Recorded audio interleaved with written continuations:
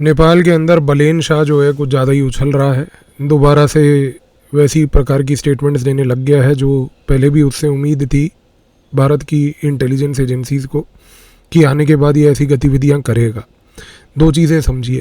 पहली चीज़ ये है कि वो कहता है कि विद रिस्पेक्ट टू जो ट्रीटी ऑफ सगौली है जो 1816 1816 में ब्रिटिश और भारत उस समय जो ब्रिटिश हुकूमत के कंट्रोल में था उसके बीच और नेपाल के बीच हुई थी, उस समझौते को रिविजिट करने के लिए पहली बात तो ब्रिटेन को यहाँ पर दोबारा बुलाना चाहिए और दूसरी बात वो कहता है कि ब्रिटेन के साथ साथ चाइना को भी एक स्टेक होल्डर होना चाहिए। अब इसके पीछे की रणनीति क्या है और गेम क्या है?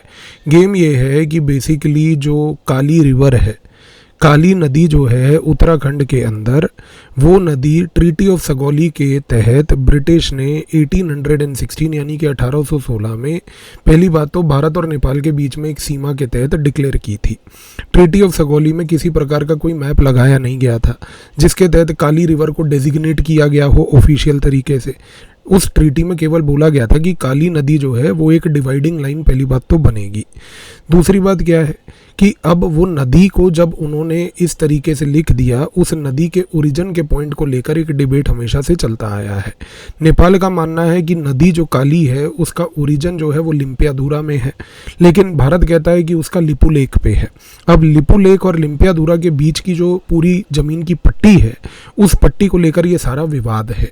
अब नेपाल बार बार ये कहता है कि भाई अगर क्योंकि लिम्पियाधुरा पे होगा, मान लीजिए कि जो वो कहता है कि लिम्पियाधुरा जो है वो ओरिजिन पॉइंट होगा तो वहाँ से लेके लिपू लेक तक की पूरी टेरिटरी नेपाल की। भारत कहता है कि लिपू लेक पे है तो लिपू लेक से लेके लिम्पियाधुरा की पूरी पट्टी भारत की।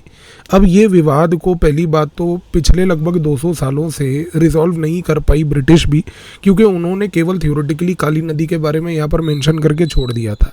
लेकिन सबसे महत्वपूर्ण चीज़ क्या है, भारत ने हमेशा से एक पॉइंट बोला है 1947 में आज़ादी के बाद से कि पहली बात कोई भी अगर आपके और हमारे बीच में कुछ ऐसे मतभेद हैं तो उन मतभेदों को हम पहली बात तो बायलैटरली यानी कि आपस में एक दूसरे के साथ बैठकर रिजॉल्व करेंगे। नेपाल और भारत के बीच में पहले भी अन्य बार कई बार ऐसे विवाद हो चुके हैं।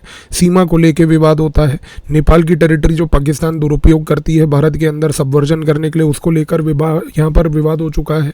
नेपाल और भारत के बीच में जितनी भी पानी की रिलेटेड नदियों का ओवरऑल शेयरिंग ऑफ वाटर्स है उसको लेकर भी विवाद हो चुका है। भारत नेपाल की ट्रीटी को लेकर भी कई बार विवाद हो चुका है। लेकिन हमेशा पहली बात, भारत और नेपाल के बीच के किसी भी डिप्लोमेटिक विवाद को रिजॉल्व करने की रणनीति हमेशा से बायलैटरल रही है। लेकिन यहाँ पर सबसे बड़ी समस्या ये है कि बलेन शाह ने इस प्रकार की ये चीज़ बोली कि हमें यूनाइटेड किंगडम जो है और हमें जो है चाइना का इन्वॉल्वमेंट चाहिए। क्यों? उसका रीज़न ये है कि आज ये बात जानता है शाह कि अगर हम मान लीजिए ब्रिटिश को यहाँ पर इन्वॉल्व करते हैं तो हम भारत की रीजनल जो डिप्लोमेसी है, जिसमें भारत रीजनल लेवल पर इस मोनोपोली के पॉइंट को बार बार बोलता है कि आपके मेरे बीच का विवाद हम दोनों ही रिजॉल्व करेंगे, वो टूटेगा। दूसरा, चाइना यहाँ पर क्यों इस चीज़ में इतना उत्सुकता दिखाएगा? अगर इस चीज़ के बारे में अगर नेपाल इस चीज़ को इतना उजागर करता है तो उसका कारण भी है। उसका कारण ये है कि यहाँ पर चाइना जो है आज कोशिश पूरी करेगा कि वो यहाँ पर नेपाल के साथ बैठ के भारत और नेपाल के साथ मिलकर इस मसले को कहीं ना कहीं मीडिएट कराने की कोशिश करे, क्योंकि कल को चाइना जो है अपने ही बैकयार्ड में जब साउथ चाइना सी में भी ये गतिविधियाँ करता है तो उसकी उन गतिविधियों के ऊपर भी वहाँ के लोग भी बायलैटरल बात करते हैं, तब चाइना मानता नहीं है।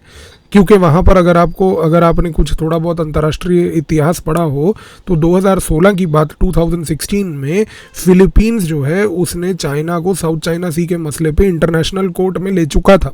वो ले गया था उनको permanent court of arbitration, PCA में। परमानेंट कोर्ट ऑफ आर्बिट्रेशन का वर्डिक्ट चाइना के खिलाफ 2016 में फिलीपींस के फेवर में आया था और चाइना ने उस वर्डिक्ट को मानने से मना कर दिया था। तो यहाँ पर गेम को समझिए, चाइना की रणनीति भी यही है। वो डेलिबरेटली चाहेगा इस तरीके से कि वो कहीं ना कहीं इस मसले में नेपाल के साथ घुस के कुछ ऐसी हरकत करे ताकि उसको वहाँ पर डिप्लोमेटिक लीवरेज मिले। लेकिन डेलिबरेट तरीके से नेपाल का ये बात बोलना कि पहली बात हम ब्रिटेन और चाइना को लाएंगे, ये कतई ही भारत को एक्सेप्टेबल नहीं है और भारत ने इसका खंडन कर दिया है। भारत ने बोल दिया है कि आपके और मेरे बायलैटरल मसले हम ही रिजॉल्व करेंगे। ये अटेम्प्ट था नेपाल का इस इशू को इंटरनेशनलाइज करने का, जिसको भारत ने पहली बात तो होने नहीं दिया। दूसरी सबसे बड़ी बात, भारत की एक्सटर्नल इंटेलिजेंस एजेंसी इस मोमेंट पर यह बात जानती है कि ये पूरी की पूरी हरकत शाह इसलिए कर रहा है क्योंकि शाह का खुद का जो रिपोर्ट कार्ड है पिछले लगभग 1-1.25 महीने का नेपाल के अंदर, वो कम्प्लीटली ज़ीरो हो चुका है। क्योंकि आज नेपाल के अंदर सड़कों पर वहाँ के लोगों में शाह को लेकर गुस्सा है। शाह को लेकर गुस्सा इस बात का है कि जिस प्रकार के उसने चुनावी वादे किए थे, उन वादों से वो काफ़ी हिचक चुका है, उन वादों से वो बेसिकली पूरा उनको कर नहीं पा रहा है। और दूसरी सबसे बड़ी बात, काठमांडू सिटी में जिस प्रकार का और अन्य स्थानों पर जिस प्रकार का इस मोमेंट पर डेमोलिशन ड्राइव वहाँ पर चल रही है, वो डेमोलिशन ड्राइव से पूरे नेपाल में लोग भी परेशान हैं और लोगों की परेशानी वहाँ पर दिन प्रतिदिन बढ़ती जा रही है। तो ये अटेम्प्ट था नेपाल की तरफ से बेसिकली एक चिरकुटपना करने का। ऐसा चिरकुटपना कि नेपाल चाहता था कि हम अपनी ही डोमेस्टिक जनता के कंजम्पशन के लिए एक ऐसा शगुफा छोड़ दें कि जिस शगुफे से जो है, अगर ये मसला इंटरनेशनलाइज हो जाए और कल को मान लीजिए ब्रिटेन या चाइना कोई स्टेटमेंट इशू कर दे, तो फिर जो है हमारी पूरी डिप्लोमेटिक एनर्जी इस मामले को भुनाने में लग जाएगी। लेकिन समस्या ये है कि नेपाल को जब भारत की तरफ से ये एक स्टर्न और स्ट्रॉन्ग रिस्पॉन्स मिल गया, इस रिस्पॉन्स के बाद अब उसको ये चीज़ समझ आ गई कि ये हरकत तो अब वो कर नहीं सकता है। देखिए, आपके भारत के साथ कोई भी विवाद हो, हमें उससे कोई प्रॉब्लम नहीं है। आपके भारत के साथ कोई भी इश्यूज़ हैं, हम बैठे हैं यहाँ पर भारत में, हम उनको रिजॉल्व करने के लिए रेडी हैं। पर पहली बात, issues will be resolved bilaterally. अगर आपने किसी प्रकार की ये हरकत करने की कोशिश करी कि आप मसलों को इंटरनेशनलाइज करोगे, इंटरनेशनलाइज करके यहाँ पर चाइना तो छोड़ दीजिए, वो अपने हालातों से अभी इस मोमेंट पर जूझ रहा है, उसके बारे में कोई चर्चा करने का फ़ायदा नहीं है। और ब्रिटेन तो इस्लामिक रिपब्लिक ऑफ ब्रिटेन जो है, उसके बारे में भी कोई खास करने की चर्चा ज़रूरत नहीं है। वो क्या कर रहे हैं वहाँ पर उनको भी पता है। लेकिन फैक्ट ऑफ द मैटर ये है कि वो दोनों तो इन्वॉल्व होंगे ही नहीं डेफिनेटली, लेकिन आप अपनी सत्ता को कैसे बचाएंगे, फिर इस चीज़ के बारे में सोचना ज़रा आपके लिए इंपॉर्टेंट हो जाएगा शाह साहब। क्योंकि ये मत भूलिए कि आप अगर शाह हैं तो हमारे यहाँ पर भी एक शाह है, और हमारे यहाँ के जो शाह है ना, फिर वो अगर काम पे उतर गए तो फिर कहीं ये ना हो कि नेपाल में सरकार बन जाए।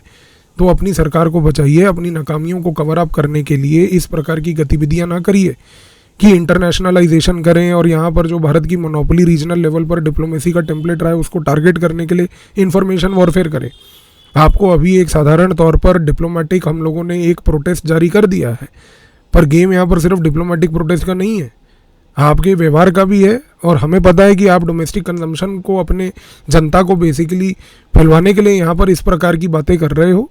थोड़ा सा ध्यान रखिए शाह साहब, अपने फोकस कीजिए, क्योंकि चुनाव आपने जीत लिया है। अब आप कैसेटें सीडी बनाकर काम नहीं कर सकते, अब आपको वहाँ पर जनता को परफॉर्म करके दिखाना है।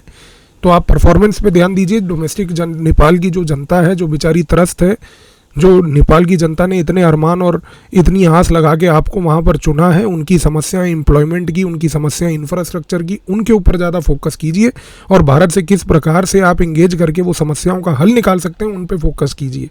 ये बॉर्डर के मसले में इंटरनेशनलाइजेशन करने से आप देख लीजिए आगे क्या कर रहे हैं। बाकी आप भी शाह हैं और हमारे यहाँ पर भी शाह है, मैं ज़्यादा कुछ बोलूँगा नहीं, समझदार आप भी बहुत हैं।